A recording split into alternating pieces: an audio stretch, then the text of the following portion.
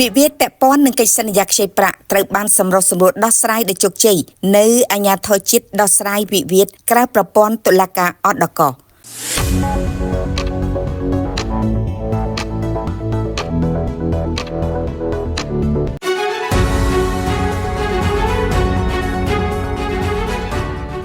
ផ្សាយចេញពីរាជធានីភ្នំពេញកាលពីថ្ងៃទី15ខែកញ្ញាឆ្នាំ2025លោកជំទាវជាវាសនារដ្ឋលេខាធិការក្រសួងយុតិធម៌និងជាសមាជិកអាជ្ញាធរជាតិដោះស្រាយវិវាទក្រៅប្រព័ន្ធតុលាការអដកបានអញ្ជើញអមជាមួយលោកស្រីពេជ្រចរិយាមន្ត្រីសម្រុះសម្រួលដោះស្រាយវិវាទនៃអដកដឹកនាំនិងចូលរួមនៅក្នុងការសម្រុះសម្រួលផ្សះផ្សាវិវាទពាក់ព័ន្ធនឹងកិច្ចសន្យាខ្ចីប្រាក់មួយករណីដោយទទួលបានជោគជ័យពេញលេញករណីនេះកើតឡើងរវាងប្រជាពលរដ្ឋរស់នៅក្នុងរាជធានីភ្នំពេញដែលបានដាក់ពាក្យស្នើសុំមកអដកចាប់តាំងពីខែមិថុនាឆ្នាំ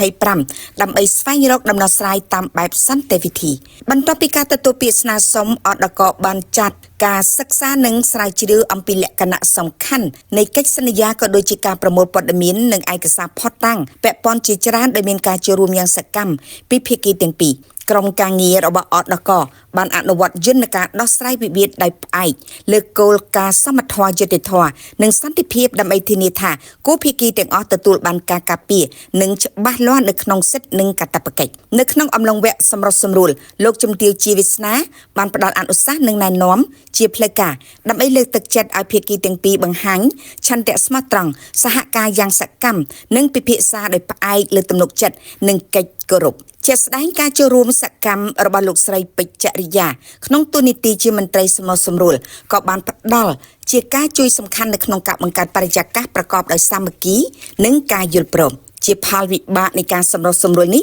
គូភាគីវិវាទទាំងពីរបានសះស្បើយជាមួយគ្នាដោយស្ម័គ្រចិត្តនិងបានផ្តិតមេដៃ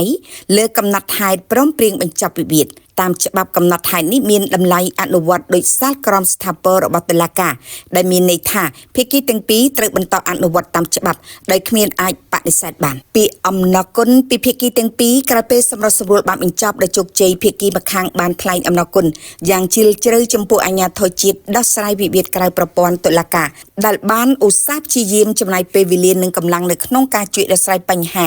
ដែលធ្វើឲ្យខ្លួនព្រួយបារម្ភអស់រយៈពេលជាច្រើនខែពួកគាត់បានបន្ថែមថាបើគ្មានអង្គភាពនេះប្រហែលជាត្រូវបន្តចំណាយពេលវេលានិងថវិកាច្រើនក្នុងការទៅតុលាការភាគីម្ខាងទៀតក៏បានសរសើរជាទីបំផុតចំពោះកិច្ចខិតខំប្រឹងប្រែងនិងភាពយុត្តិធម៌របស់ក្រុមការងារ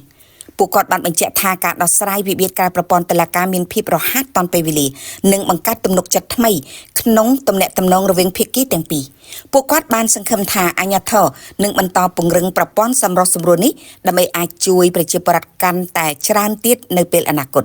អត្ថប្រយោជន៍នៃការដោះស្រាយវិវាទក្រៅប្រព័ន្ធតុលាការករណីនេះជាឧទាហរណ៍ច្បាស់លាស់បង្ហាញថាការដោះស្រាយវិវាទក្រៅប្រព័ន្ធតុលាការមានអត្ថប្រយោជន៍ជាច្រើនជួយសន្សំថវិកានិងពេលវេលាព្រោះមិនត្រូវដើរតាមនីតិវិធីវែងឆ្ងាយនិងចំណាយថ្លៃក្នុងតុលាការជួយរក្សាភាពសាមគ្គីនិងទំនាក់ទំនងល្អរវាងភាគីដែលកាត់បន្ថយការបែកបាក់ឬការបង្កើតអារម្មណ៍សម្ដែងឆ្ងាយជួយបង្កើនការយល់ដឹងអំពីសិទ្ធិនិងកាតព្វកិច្ចព្រោះក្នុងវគ្គសម្រុះសម្រួលគូភាគីទាំងពីរត្រូវបានណែនាំឲ្យយល់អំពីច្បាប់និងតម្លាភាពនៃកិច្ចព្រមព្រៀង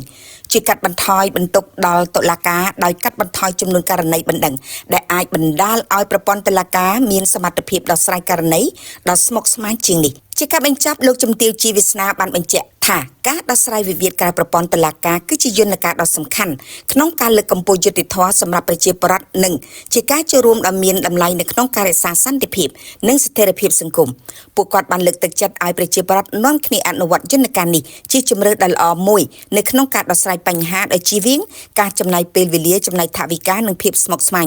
ដែលអាចកើតឡើងនៅតុលាការ